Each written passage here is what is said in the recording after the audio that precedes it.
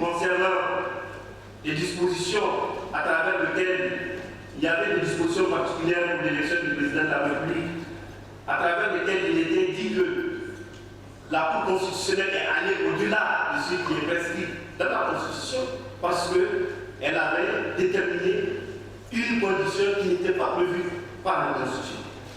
Et donc, les députés sont sortis et ils ont refusé de mettre en conformité la loi, la question, et il a fallu l'intervention de la Cour pour que les députés puissent véritablement s'exécuter.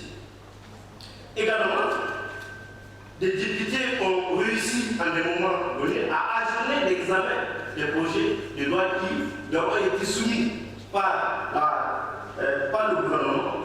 Là aussi, la Cour constitutionnelle du Bénin avait été saisie et elle avait estimé que les députés avaient violé la Constitution et donc ils avaient violé l'autorité qu'avait reçue la décision qu'elle avait dans un premier temps rendue. Les exemples sont assez nombreux. On peut citer la volonté affichée par l'ancien président Kaja lorsque la Cour constitutionnelle du Niger avait rendu la décision invalidant le décret portant convocation du code électoral pour le référendum. Il s'est cru devoir de faire un recours auprès de la même Cour pour l'avoir annulé sa propre décision. C'est dire que le juge constitutionnel peut également non seulement être critiqué par les citoyens, mais aussi les députés, mais ce qu'il faut peut-être dire, c'est que le juge constitutionnel peut faire l'objet d'attaques et de protestations également de tout genre. On peut prendre l'exemple de la Cour constitutionnelle du Bénin, dont le président, en 1996, avait même fait une déclaration, et suite à cette déclaration, il y avait des personnes qui étaient sorties pour fustiger non seulement cela, mais ils se sont pris même à sa personne, parce qu'ils ont mitraillé à sa maison. On peut également citer l'exemple de la Cour constitutionnelle du Mali, dont certains membres ont été visés et individuellement pris.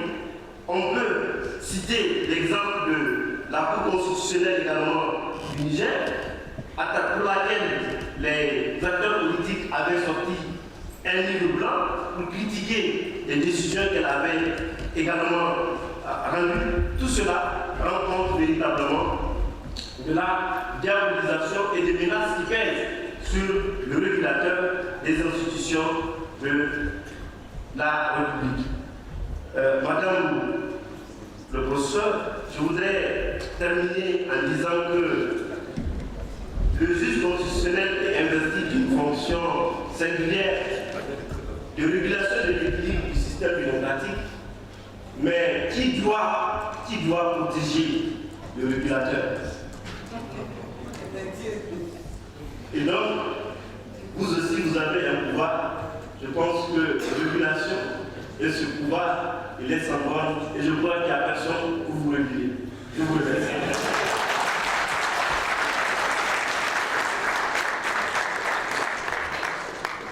Vous avez utilisé un terme très grave qui est très lourd, qui portera sans doute tout à l'heure après quelques interventions, quelques questions, quelques réflexions dans les jours qui viendront. Quand vous avez parlé de diabolisation, il faudra peut-être quelqu'un qui vous interviendra et vous demandera quelles sont les méthodes de diabolisation. Si, et d'autre part, y a-t-il diabolisation? Voilà, chers collègues, c'est avec joie, d'autant que j'ai parlé de femmes tout à l'heure. Vous êtes la seule femme en cette. Et c'est donc avec joie que je vous cède la parole pour que vous parliez de la régulation, excusez-moi, du pouvoir normatif des juridictions constitutionnelles. Je vous remercie, Madame le Doyen. Je voudrais remercier le professeur Abani de l'occasion qu'il me fournit ce jour de présenter l'exposé sur le pouvoir normatif des juridictions constitutionnelles en Afrique. Et d'entrée de jeu, je vais préciser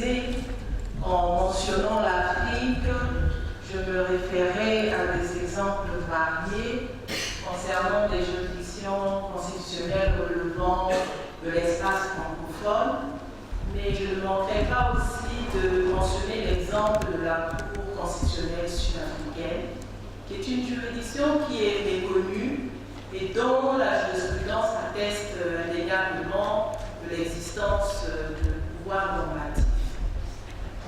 Alors, je commence donc ma présentation en vous posant la question suivante. Les juridictions constitutionnelles détiennent-elles un pouvoir normatif? Et cette question que je soulève ce jour me permet de revisiter celle qui, il y a 20 ans, a été posée par le professeur Ali quand il se posait la question du pouvoir normatif des juridictions administratives. Et cette question suscite aussi bien des réponses de nature doctrinale. Cependant, vous aurez l'occasion de le constater, je m'appuierai essentiellement sur la jurisprudence constitutionnelle.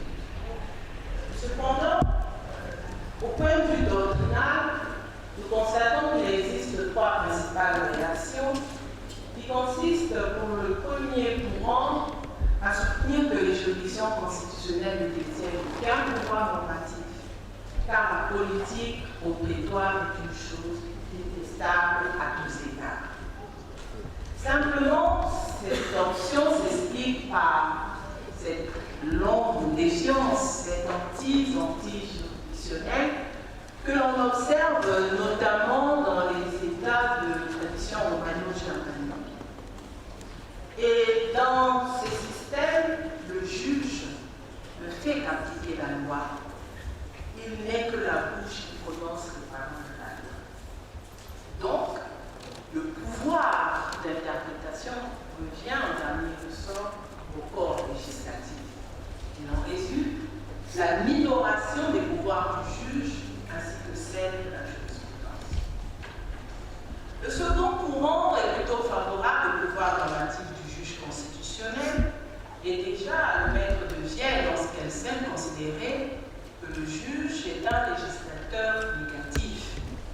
Et un autre auteur contemporain va plus loin en affirmant le pouvoir normatif de la jurisprudence constitutionnelle qui consiste en l'ensemble des décisions de justice constitutionnelle qui présentent un degré de généralité et qui sont susceptibles d'être appliquées dans d'autres circonstances. Donc pour ce second courant, il existe donc des règles de droit d'origine juridictionnelle produites par le juge qui n'ont non seulement valeur de précédent mais qui sont appelées à se répéter et à déterminer les situations. Le troisième courant d'auteurs est représenté par le doyen Georges Vedel qui a une approche mitigée. A priori, il réfute l'idée d'un pouvoir normatif des juridictions constitutionnelles. En même temps, il n'hésite pas à admettre que dans le domaine de la protection des droits et libertés fondamentales, on pourrait admettre l'existence d'un pouvoir normatif. En définitive, et c'est en cela que réside la transformation des juridictions constitutionnelles en Afrique, à l'instar des juridictions canadiennes, allemandes, brésiliennes ou israéliennes, certaines juridictions africaines ne sont plus des automates, détiennent véritablement un pouvoir normatif. Néanmoins, la critique demeure. C'est ainsi que j'aborderai deux axes principaux. Le premier consiste à soutenir l'existence du pouvoir normatif des juridictions constitutionnelles et le second à alléguer l'inexistence du pouvoir normatif des juridictions constitutionnelles. Donc, existence d'un pouvoir normatif, inexistence d'un pouvoir normatif. L'existence du pouvoir normatif des juridictions constitutionnelles découle d'un constat qui consiste simplement à relever l'existence de la production de normes juridictionnelles, jurisprudentielles.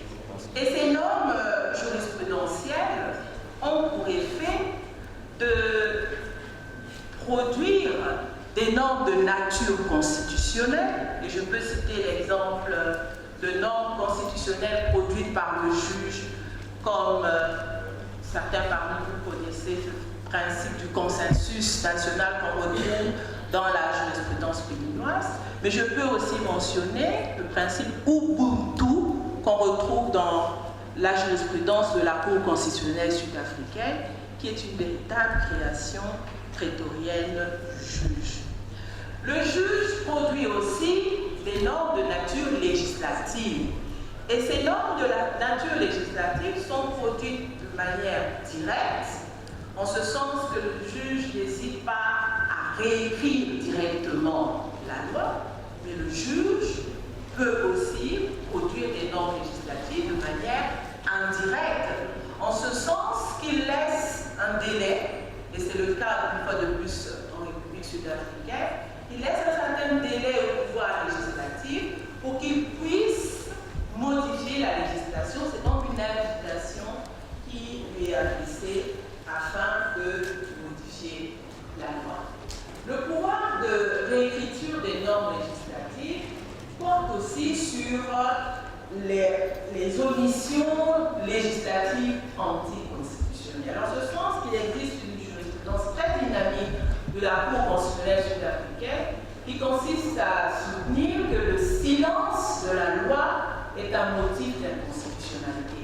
Et par conséquent, le juge, lorsqu'il est saisi et qu'il constate un tel silence, il a le pouvoir d'apporter des remèdes en réécrivant la loi, en comblant ainsi l'omission législative constatée. Et pour cela, la jurisprudence sud-africaine s'inspire de la jurisprudence canadienne. Donc le juge produit des normes jurisprudentielles. Et ces normes jurisprudentielles ont une autorité absolue de choses jugées. Cette autorité s'applique aussi bien à l'endroit des pouvoirs publics que des individus. Donc, le contentieux constitutionnel béninois, sénégalais, sud-africain révèle indéniablement l'existence d'un pouvoir normatif. Mais en même temps, ce pouvoir normatif est contesté et le deuxième acte porte sur l'inexistence du pouvoir normatif des juridictions constitutionnelles.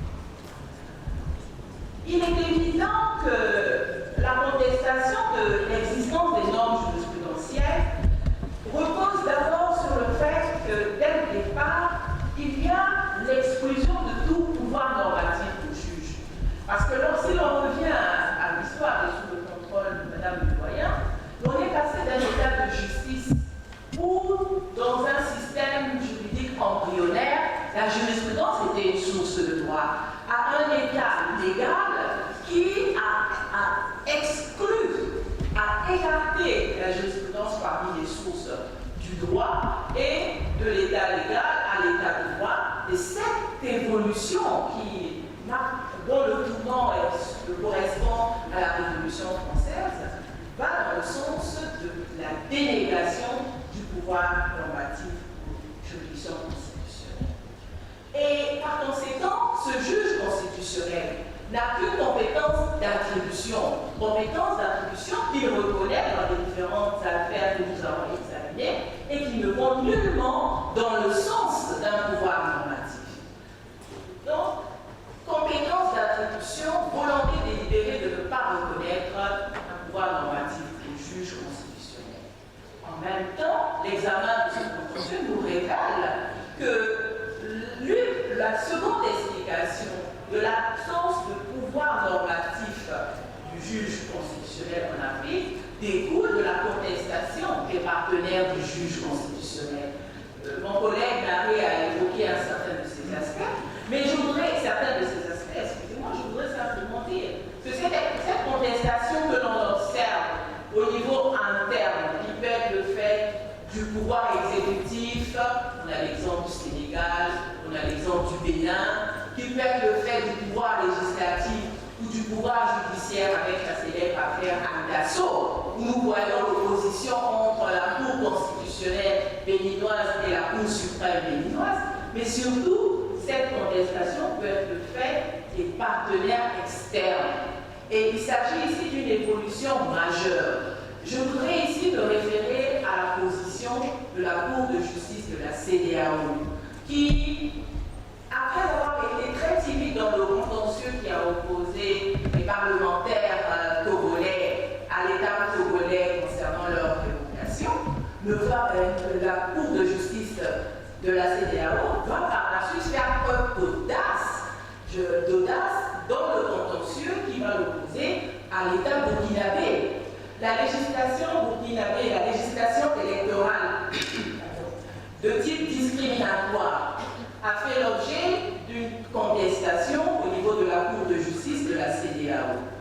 Et la Cour de justice de la CEDEAO a déploré le fait que cette législation électorale méconnaissait le principe d'égalité. Il se trouve qu'en réaction à cette décision de la Cour de justice de la CEDEAO, dans des arrêts récents, le Conseil constitutionnel burkinabé n'a pas hésité à faire prévaloir la loi nationale sur la décision de la Cour de justice de la CEDEAO, c'est-à-dire sur le droit international. Donc nous avons l'exemple d'une contestation émanant d'une juridiction constitutionnelle nationale qui refuse de donner effet à une décision d'une Cour de justice régionale. Donc en définitive, et dans ma communication, j'ai beaucoup d'exemples sur la jurisprudence, je n'ai pas le temps de pouvoir vous la présenter. Ce que je voudrais dire, c'est que le pouvoir normatif des juridictions constitutionnelles est à l'origine d'une normativité jurisprudentielle, ce qui est une véritable révolution, il faut le reconnaître.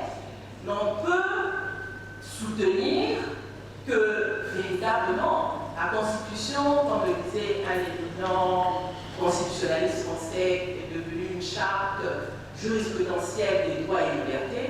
On peut dire qu'avec le pouvoir normatif, elle est véritablement transfigurée. Je vous remercie, Madame.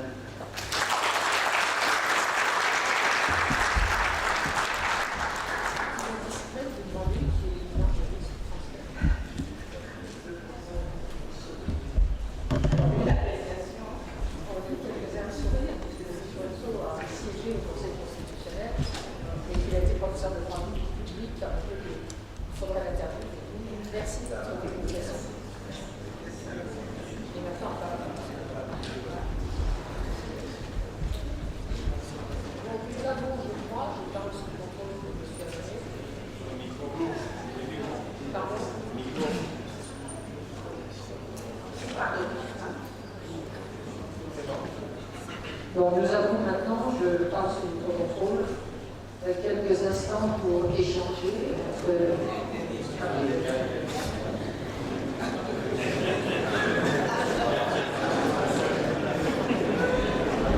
Pardonnez-moi, monsieur le professeur, c'est le décalage horaire qui m'a induit en erreur.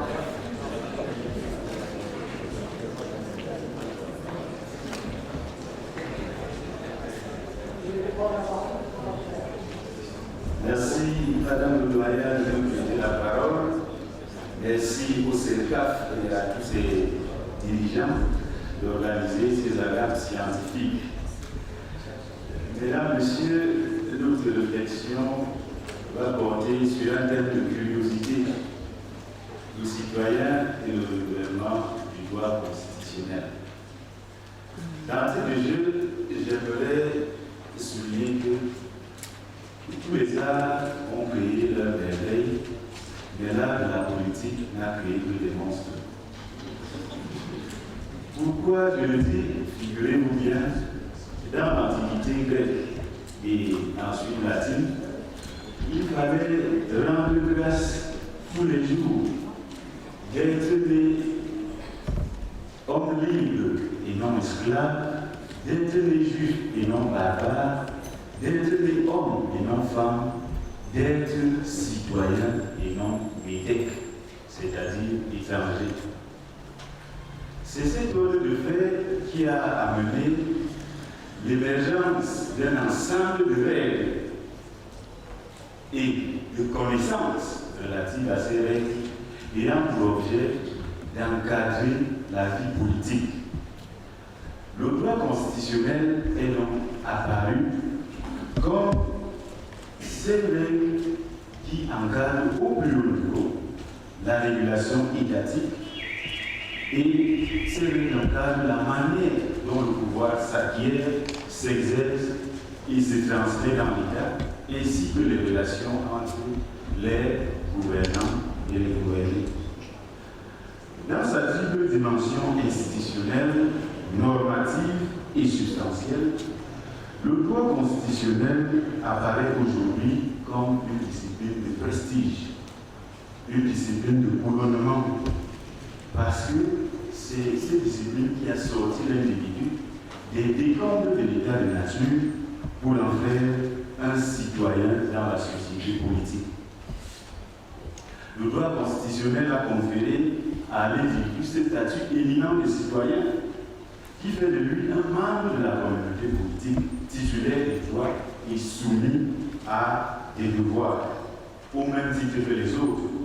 Et le statut de citoyen est devenu comme la plus haute distinction de l'individu dans la communauté politique. L'un des noyaux constitutifs de ce statut est que les mêmes sont à la fois et à tour de rôle gouvernants et gouvernés. Chez Zénon, le citoyen apparaît comme la figure la plus élevée du sage, capable d'une conduite autonome. Chez Machiavel, le citoyen est un patriote, pieux et donnant la préséance à l'intérêt public plutôt qu'à ses intérêts privés. À la suite de ces deux auteurs, Jean Baudin décèle une obligation mutuelle qui existe entre le citoyen et les dirigeants. Il explique que, par la foi et l'obéissance qu'il reçoit du citoyen, le souverain doit à ce dernier aide, confort et protection.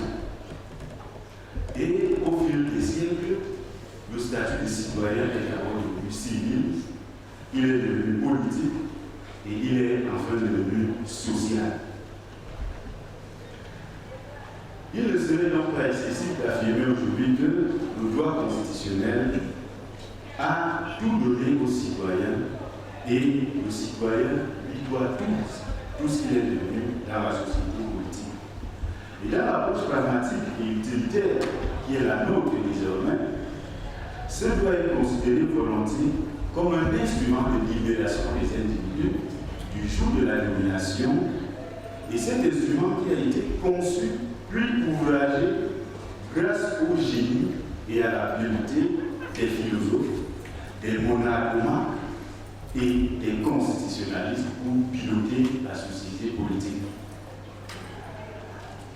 Le droit constitutionnel a évolué et l'on peut constater ici que cette évolution s'est faite à base de l'ambition d'encadrer le pouvoir et limiter les abus de celui-ci sur le citoyen.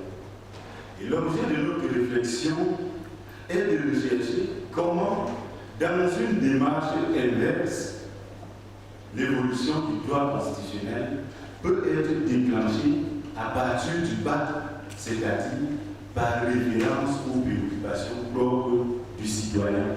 En clair, si les penseurs de la société politique ont édifié le droit constitutionnel pour le bien-être du citoyen, en quoi le citoyen peut-il aussi stimuler le renouvellement et l'enrichissement du droit constitutionnel pour le bien-être de la société politique et pour le sien propre?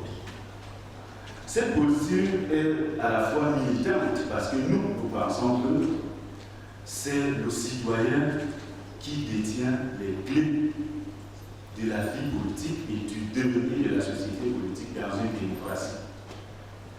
Et cette posture est également méthodologique dans la mesure où nous voulons prendre le citoyen comme la clé de lecture du droit constitutionnel. Et l'hypothèse est simple. Pour comprendre l'orientation du droit constitutionnel aujourd'hui, il ne faut plus regarder le comportement des dirigeants. Il faut davantage regarder le comportement politique du citoyen. citoyen.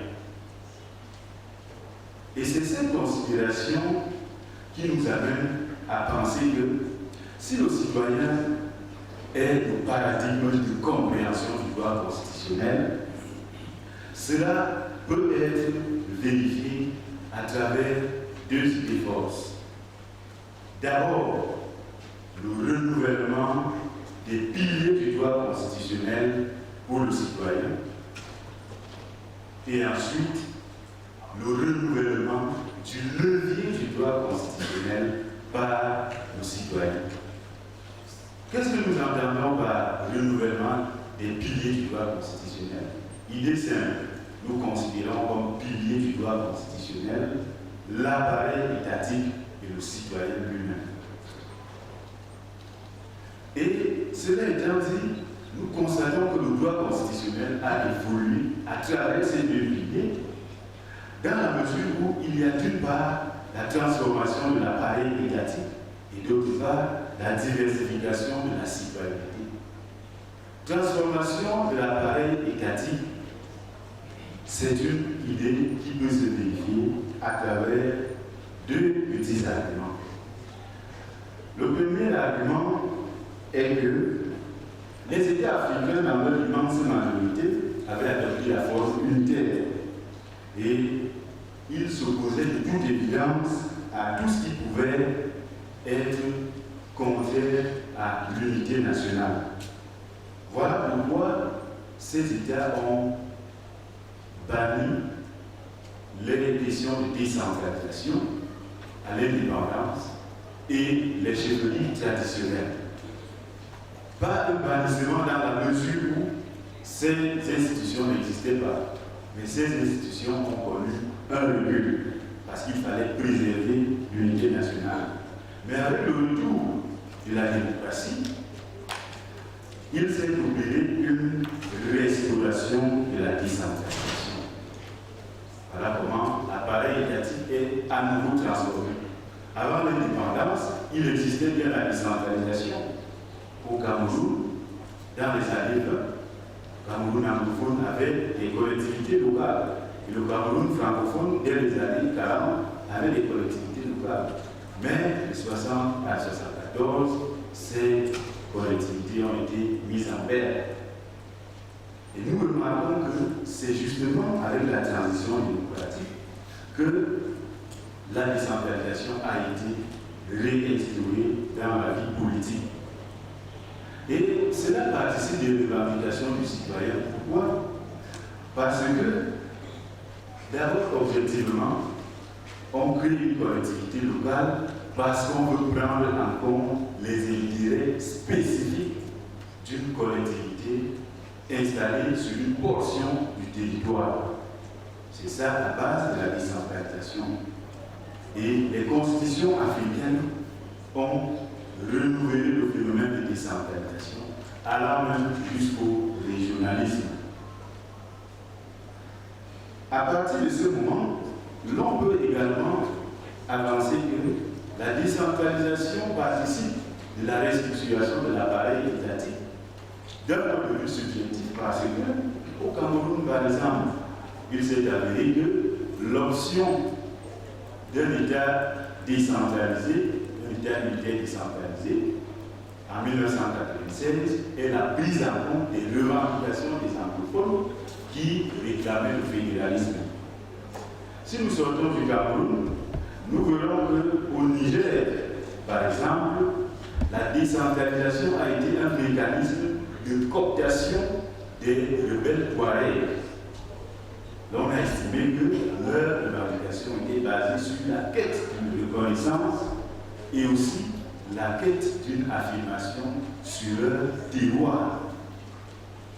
Voilà comment la décentralisation apparaît comme un moyen de restructuration de l'État pour le citoyen.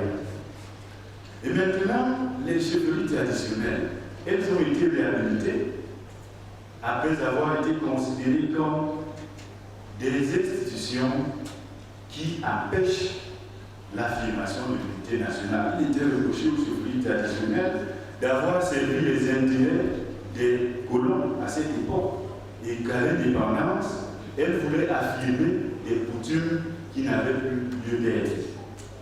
Et les premières lois fondamentales pour cette indépendance avaient traité le chevalier traditionnel avec une sorte de marginalisation. Elle n'était pas véritablement prise en compte.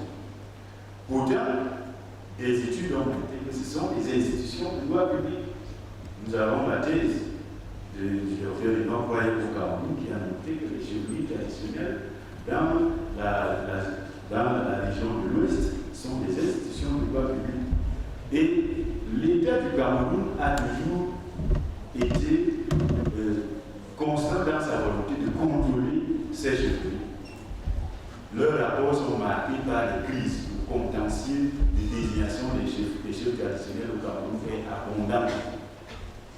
Or, on se rend compte qu'aujourd'hui, l'État du Cameroun a fait machine arrière et a reconnu la possibilité de désigner les membres du commandement traditionnel au sein des conseils régionaux. C'est une reconnaissance des chefferies traditionnelles.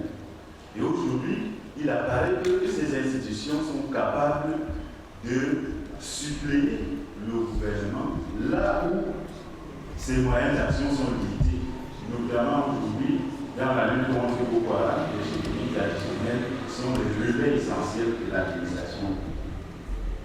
Et là, on peut trouver la reconnaissance des chefferies traditionnelles dans la constitution tchadienne, togolaise, nigérienne, comme les gardiens de la tradition, les institutions gardiennes de la tradition. Et ce qui est marrant, c'est que la constitution congolaise va plutôt imposer à ces institutions le devoir de promouvoir l'unité et la cohésion nationale, à son article 207. Donc, du statut d'institution marginalisée, les chefferies traditionnelles sont devenues un moyen d'affirmation de l'État pour prendre en compte la position, les intérêts du citoyen. Et maintenant, concernant le citoyen lui-même, nous avons dit qu'en dehors de la diversification de l'appareil étatique, il y a la diversification aussi de la citoyenneté. Et cette citoyenneté a été diversifiée par quel moyen? On s'est rendu compte que le citoyen, l'individu se sent beaucoup plus en confiance dans sa petite communauté, alors que son identité principale est l'identité nationale, dont la citoyenneté. Est-ce que les gouvernements des États africains devaient rester indifférents à ces préoccupations? Non. On s'est rendu compte que ces gouvernements prennent effectivement en compte